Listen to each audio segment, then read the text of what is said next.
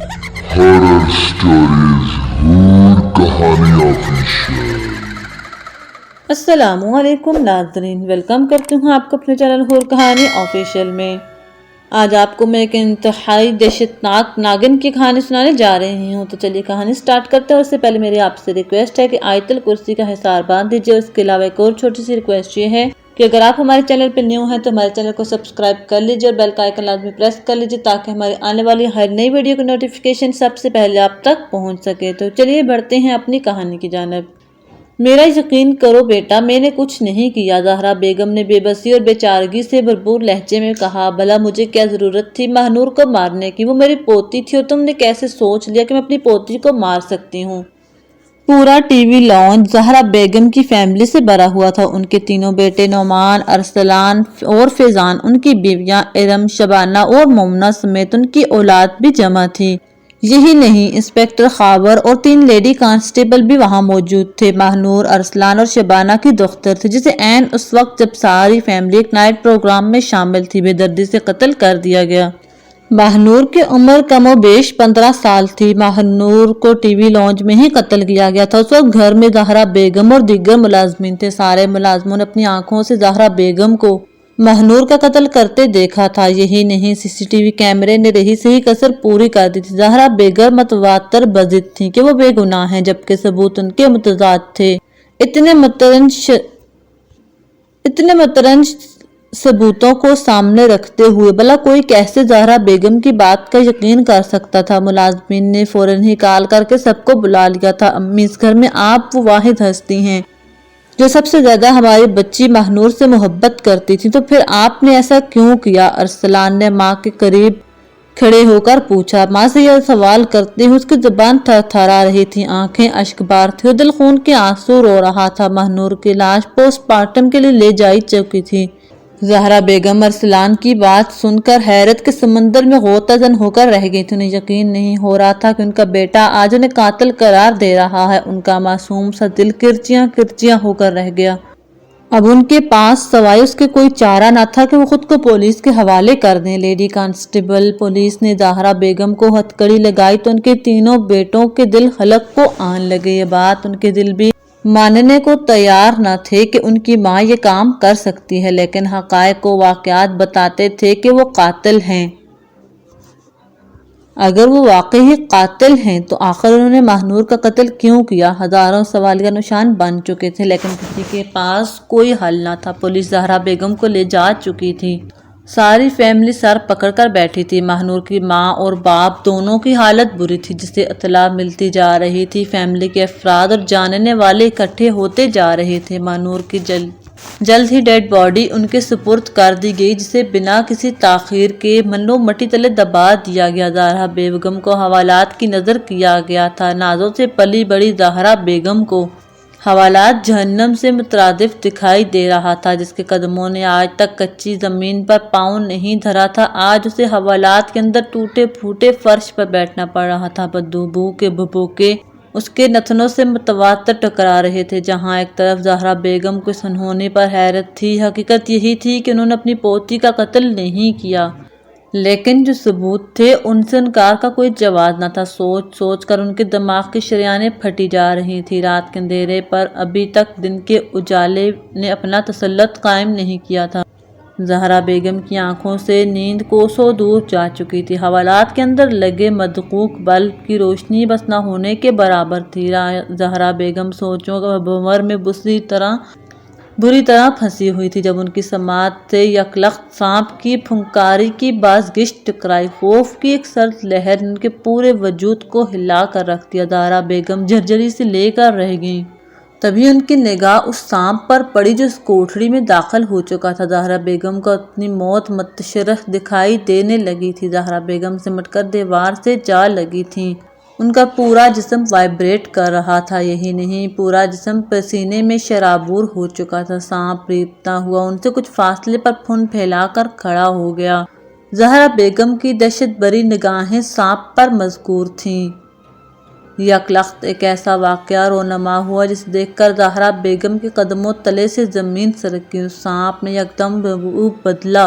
اور اب ان کے سامنے سانپ کے بجائے مومنا، ان کی سب سے چھوٹی بہو، کھڑی انہیں کھا جانے والی نظروں سے گھوری جا رہی تھی۔ شاک تو لگا ہوگا ماں جی، مومنا نے دانت پیستے ہوئے پوچھا۔ تم ٹھیک کہہ رہی تھی کہ تم قاتل نہیں ہو، لیکن افسوس کہ تمہارے سگے بیٹوں نے تمہیں قاتل کہا تھا۔ تم کون ہو؟ زہرا بیگم نے تھرتھرائی ہوئی زبان میں پوچھا۔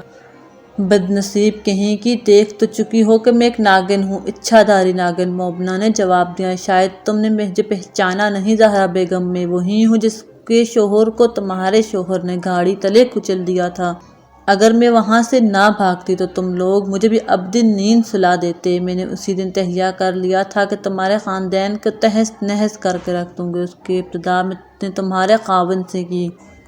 اس کے جسم کے اندر میں نے اتنا زہر بھر دیا تھا کہ اس کا جسم گل سڑ گیا، تڑپ تڑپ کر مرا تھا وہ۔ تمہاری پوتی کو میں نے تمہارا روپ دھار کر عین اس وقت مارا جب سب ملازمین دیکھ رہے تھے۔ تمہاری موت پکی ہے، لیکن مرنے سے قبل تم اپنے پورے خاندان کی تباہی کا منظر دیکھ کر مرو گی زہرا بیگم۔ اتنا کہہ کر مومنا نے ایک بار پھر ناگن کا روپ دھارا اور جیسے آئی تھی ویسے ہی پلٹ گئی۔ زہرا بیگم کی رگوں میں دوڑتا لہو منجمد ہو کر رہ گیا۔ انہیں اچھی طرح سے یاد تھا کہ اس روز مرنے والا ناگ اپنی غلطی کی وجہ سے کچلا گیا تھا۔ انہیں اپنے سہاگ کی موت بھی یاد تھی۔ ڈاکٹر نے کہا تھا کہ انہیں کسی زہریلے سانپ نے ڈس لیا تھا۔ پلک جھپکتے میں ان کا سارا جسم کالا پڑ گیا، جگہ جگہ آبلے نکل آئے تھے۔ حالت اتنی دگردوں ہو گئی کہ فوراً دفن کرنا پڑا تھا۔ زہرا بیگم کو ساتھ پر تاؤ چڑھ رہا تھا۔ جب ان کے بیٹے نے مومنا کو گھر لا کر اس کی روداد سنائی کہ اس کے ماں باپ گزر گئے ہیں، وہ اچھی لڑکی ہے اور وہ اس سے شادی کرنے کا متمنی ہے۔ مومنا شکل و اعتبار سے کافی خوبصورت تھی، بلا چوں چرا کے اسے قبول کر لیا گیا تھا۔ اس کے بعد اس خاندان پر برے دن شروع ہو گئے تھے۔ زہرا بیگم کی آنکھوں میں آنسو امڈ آئے تھے۔ وہ جانتی تھی کہ کوئی بھی ان کی بات کا یقین نہیں کرے گا۔ ایک لمبے عرصے بعد انہیں اپنے خالق کی یاد آئی۔ ہاتھ دعا کے لیے اٹھے، آنکھوں سے آنسوؤں کا سیلاب جاری ہو گیا۔ یہی وہ حالت ہوتی ہے جب عرش و فرش کا مالک، نیلی چھت والا رحمان و رحیم اپنے بندوں کی آہیں سنتا ہے۔ زہرا بیگم کی دعا بھی عین اس وقت قبول ہو گئی۔ زہرا بیگم کو جیل بھیج دیا گیا۔ عدالتی فیصلے کے مطابق انہیں سزائے موت سنا دی گئی، لیکن فیصلے کے دوسرے ہی دن ان کی فیملی نے انہیں معاف کر کے رہا کروا لیا۔ اس وقت بھی زہرا بیگم رو رو کر سب کو یقین دلاتی رہی کہ وہ بے گناہ ہے۔ راستے میں ان کے تینوں بیٹوں کو مومنا کی حقیقت بتائی، جسے سن کر ایک بار تو فیضان بھڑک اٹھا، لیکن پھر انہوں نے ان کے سامنے اپنی موت کی خاوند کا قصہ بیان کیا۔ گھر جانے کے بجائے گاڑی کو اندرون شہر کی طرف موڑ دیا گیا۔ ابھی تک کوئی بھی زہرا بیگم کی بات یقین کرنے والا نہیں تھا۔ زہرا بیگم کے کہنے پر گاڑی شہر کی اور مرشد باقر شاہ کی رہائش کی طرف موڑی گئی تھی۔ مرشد باقر شاہ کی عمر 100 سال سے تجاوز کر چکی تھی۔ ان کے پاس نوری طاقتیں تھیں، ان کی زندگی خدمت خلق کی نظر ہو چکی تھی۔ زہرا بیگم کے گھرانے پر ان کے بے شمار احسانات تھے۔ جس وقت وہ لوگ باقر شاہ کی رہائش پر پہنچے، اس وقت مرشد باقر شاہ گھر پر ہی موجود تھے۔ ساری بات جب مرشد باقر شاہ کو بتائی گئی تو انہوں نے کالے رنگ کا ایک دھاگا نکال کر فرش پر پھینکا اور ان کی سب کی طرف متوجہ ہوئے۔ میں ابھی کچھ نہیں کہہ سکتا، مرشد باقر شاہ بولے، لیکن میں کچھ دیر ایک وظیفہ کروں گا۔ اگر تمہاری بات سچ ہوئی تو یہ دھاگا سانپ کا روپ دھار لے گا، علاوہ ازیں ایسا کچھ نہیں ہوگا۔ مرشد باقر شاہ کی بات سب کی توجہ اس دھاگے پر مرکوز ہوگی، خاص کر زہرا بیگم کے پورے وجود میں چونٹیاں سی دوڑنے لگی تھیں۔ وہ متواتر یہی سوچ رہی تھیں کہ اگر یہ بات غلط ثابت ہوئی تو ان کی اولاد کا ان سے ہمیشہ کے لیے اعتبار اٹھ جائے گا۔ ہر گزرتے لمحے کے ساتھ زہرا بیگم کو اپنا لہو منجمد ہوتا معلوم ہوتا تھا۔ مرشد باقر شاہ متواتر قرآنی آیات کا ورد کر رہے تھے، جبکہ دوسری طرف وہ دھاگا جوں کا توں ویسے کا ویسے پڑا تھا۔ مرشد باقر شاہ نے یکلخت پڑھنا چھوڑ دیا اور ایک لمبی پھونک اس دھاگے پر مار دی۔ سب کی نگاہیں اسی دھاگے پر مرکوز تھیں۔ پھونک مارنے کی دیر تھی کہ دھاگے نے آنن فانن حرکت کی۔ یہ دیکھ کر سب کے قدموں تلے سے زمین سرک گئی کہ ان کے سامنے پڑے دھاگے کی جگہ ایک چمکدار سانپ پھن پھیلائے کھڑا تھا۔ مرشد باقر شاہ نے دوبارہ اس دھاگے پر پھونک ماری۔ دھاگا اپنی اصل شکل میں آ گیا۔ وہ ایک عام نہیں بلکہ ایک اچھا دھاری ناگن ہے۔ مرشد باقر شاہ نے دھاگے کو فرش سے اٹھاتے ہوئے کہا۔ مرشد باقر شاہ کی بات سن کر زہرا بیگم نے فاتحانہ نگاہوں سے اپنے تینوں بیٹوں کو دیکھا، لیکن بیٹوں میں اتنی جسارت نہ تھی کہ ماں سے آنکھیں ملا سکتے۔ حیرت و یاس کی ملی جلی کیفیت سے دو چار تینوں بیٹے حیرت کے سمندر میں غوطہ زن تھے، خاص کر فیضان، جسے یقین نہیں آ رہا تھا کہ جس عورت کے ساتھ وہ زندگی بتا رہا ہے در حقیقت وہ ایک ناگن اور اس کی 3 ماہ کی اکلوتی بیٹی کی ماں ہے۔ تمہارے پورے خاندان کا ملیم میٹ کرنے کا ارادہ رکھتی ہے، اگر اس کا صفایا نہ کیا گیا تو وہ تمہارے خاندان کا صفایا ضرور کر دے گی۔ فیضان مومنہ سے ازحد محبت کرتا تھا، اس کی اصلیت جان لینے کے باوجود بھی وہ اس کی موت کا مطمئن نہیں تھا، لیکن اس کا زندہ رہنا بھی بہتر نہ تھا۔ اس پرابلم کا سلوشن کیا ہوگا؟ ارسلان نے دانت پیستے ہوئے پوچھا۔ میری معصوم بیٹی کو اس نے بے موت مار دیا، پھر ہماری ماں کو سلاخوں کے پیچھے کروا دیا۔ ایسی موت ماروں گا کہ دوبارہ کوئی بھی ناگ یا ناگن انسانوں سے پنگا نہیں لے گی۔ نہیں، کچھ چیزیں دیتا ہوں، ان کو استعمال کرنے کا طریقہ اچھے سے سمجھ لینا، مرشد باقر شاہ نے اپنی جگہ سے اٹھتے ہوئے کہا۔ پھر مرشد باقر شاہ اٹھ کر دیوار سے لگی لکڑی کی بوسیدہ الماری کی طرف بڑھے۔ الماری میں سے کچھ چیزیں اٹھا کر وہ ایک بار پھر ان کی طرف بڑھے۔ اس پوٹلی کے اندر 4 اسٹیل کی کیل اور ایک دھاگے کا گچھا ہے۔ مرشد باقر شاہ کے ہاتھوں میں وہ پوٹلی ارسلان نے تھام لی۔ 4 کیل گھر کے چاروں کونوں میں ٹھونک دینا، اس سے وہ ناگن گھر سے باہر نکل نہیں پائے گی، لیکن اس سے قبل اس دھاگے کے گچھے سے دھاگا سب کے دائیں ہاتھ پر تھوڑا تھوڑا باندھ دینا۔ یہ دھاگا تمہیں اس ناگن کے شر سے محفوظ رکھے گا اور وہ تمہیں کوئی ایذا نہیں پہنچا سکے گی۔ میں اس وقت جب وہ ناگن کا روپ دھار لے گی، پانی کا چھڑکاؤ اور اس پر کر دینا، وہ نظر آتش ہو جائے گی۔ چاہے اس پانی کی ایک بوند بھی اس پر پڑ گئی، لیکن سدھا احتیاط سے کام لینا، وہ بہت آتش کی پرکالی ہے۔ مرشد باقر شاہ نے پانی کی ایک چھوٹی سی بوتل ان کی طرف کر کے سمجھایا۔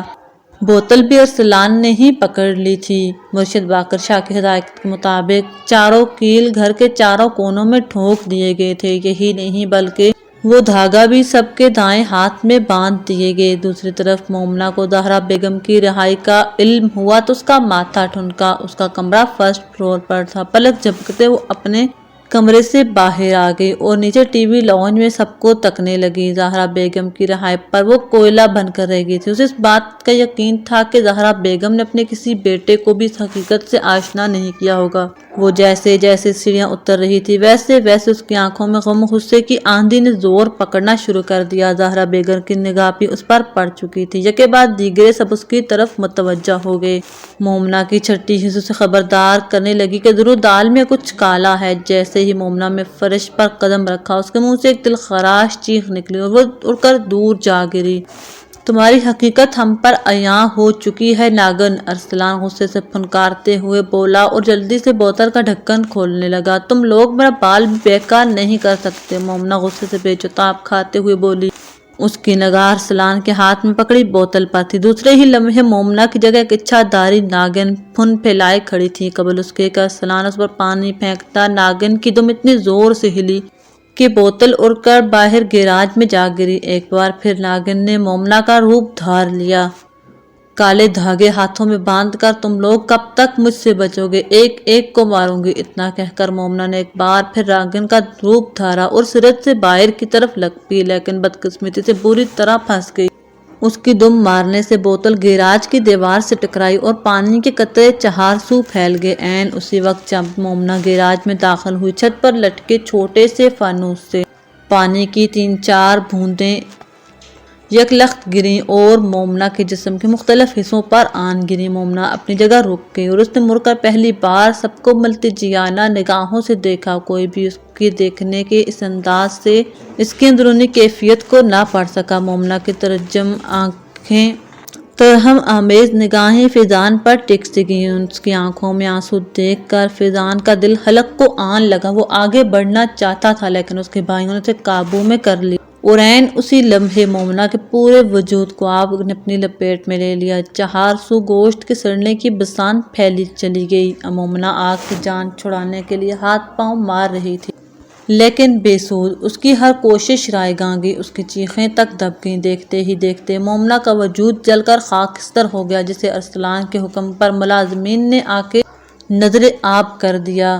فیضان کا دل کرچیاں کرچیاں ہو کر رہ گیا تھا۔ وہ مومنہ کو دل جان سے پسند کرتا تھا۔ اس کی موت نے اسے ریزہ ریزہ کر کے رکھ دیا تھا۔ اپنی آنکھوں کے سامنے اس نے مومنہ کو لقمہ اجل بنتے ہوئے دیکھا تھا، لیکن وہ کچھ نہ کر پایا تھا۔ اس کی دگرگوں کیفیت سے اس کے فیملی ممبر آشنا تھے، لیکن محبت انسانی روح میں ایک دشمن تھی جو پورے خاندان کا صفایا کرنے والی تھی۔ اگر مومنہ کو اپنی نیند نہ سلایا جاتا تو وہ سب کو اپنی نیند سلا دیتی۔ فیضان دھیرے دھیرے زینت چڑھنے لگا۔ کمرے میں آ کر اس نے اندر سے کمرے کو لاک کیا اور بیڈ پر منہ دوسری طرف کیے اس کی بیٹی خواب خرگوش کے مزے لوٹ رہی تھی۔ آنکھوں میں اشک بھرے وہ اپنی بیٹی کی طرف بڑھا اور اسے اٹھا کر باہوں میں بھر لیا۔ اس کی بیٹی کی آنکھیں بند تھیں۔ وہ گہری نگاہوں سے اسے دیکھنے لگا۔ تبھی یکبارگی اس کی بیٹی نے آنکھیں کھولیں۔ اس کی آنکھوں میں جیسے شعلے جل رہے تھے۔ تبھی فیضان نے دیکھا کہ اس کی بیٹی کی زبان سانپ کی زبان کے جیسے اندر باہر نکلنے لگی۔ اس نے بغور دیکھا، اس کی بیٹی کی زبان سانپ کی زبان سے متشابہ دو ہی تھی۔ اس کی دو رخی زبان تھی۔ اس کا دل تیزی سے دھڑکنے لگا۔ اس نے بند دروازے کی طرف دیکھا، پھر سکون کا سانس لیا اور بیٹی کو بیڈ پر لٹا دیا۔ مومنہ، تم مجھے کبھی نہیں بھولو گی، فیضان آنسو صاف کرتے ہوئے بولا۔ اپنی بچی کو زندہ رکھنے کے لیے اگر مجھے اپنے پورے خاندان کو ملیا میٹ کرنا پڑا تو دریغ نہیں کروں گا۔ اتنا کہہ کر فیضان نے ایک بار پھر اپنی بیٹی کو اٹھایا اور کمرے کی کھڑکی کھول کر کھڑا ہو گیا۔ ٹھنڈی ہوا کے جھونکے اس کے دل و دماغ کو راحت بخشنے لگے تھے۔ اس کے ہونٹوں پر ایک مسکراہٹ سی پھیلی ہوئی تھی۔ اس نے اپنی بیٹی کو ایک بار پھر دیکھا تو اسے یوں لگا جیسے اس کی آنکھوں میں مومنہ کے عکس تیر رہے ہوں، اور پھر وقت پر لگا کے گزرنے لگا۔ مومنہ کے خاتمہ کے ایک روز زہرا بیگم نے باقر شاہ کو اپنے گھر بلایا۔ باقر شاہ تشریف لے آئے۔ زہرا بیگم فیضان کی بیٹی کو گود میں لیے بیٹھی تھی۔ جب باقر شاہ کی نظر بچی پر پڑی تو باقر شاہ بچی کو غور سے دیکھنے لگے اور پھر انہوں نے اپنی دونوں آنکھیں بند کر لیں۔ پھر انہوں نے اپنی آنکھیں کھول دیں اور بچی پر اپنی نگاہیں مرکوز کر لیں۔ باقر شاہ کے منہ سے نکلا اوہ! تھوڑی دیر بیٹھ کر باقر شاہ چلے گئے اور پھر اسی رات فیضان کی بیٹی کا انجام اپنی ماں مومنہ جیسا ہو گیا۔ تو ویورز، یہ تھی ہماری آج کی کہانی۔ تو اپنی رائے کمنٹ سیکشن میں ضرور دیجیے گا اور بتائیے گا کہ آپ کو ہماری کہانی کیسی لگی ہے۔ اگر آپ کو ہماری کہانی پسند آئی ہے تو ہماری اس ویڈیو کو لائک اور شیئر کر دیجیے اور ہمارے چینل کو سبسکرائب کر کے بیل کا آئیکن لازمی پریس کر لیجیے تاکہ ہماری آنے والی ایسی ہی دہشتناک کہانیوں کی نوٹیفیکیشن سب سے پہلے آپ تک پہنچ سکے۔ اگلی ویڈیو تک کے لیے اپنا خیال رکھیے گا۔ اللہ حافظ۔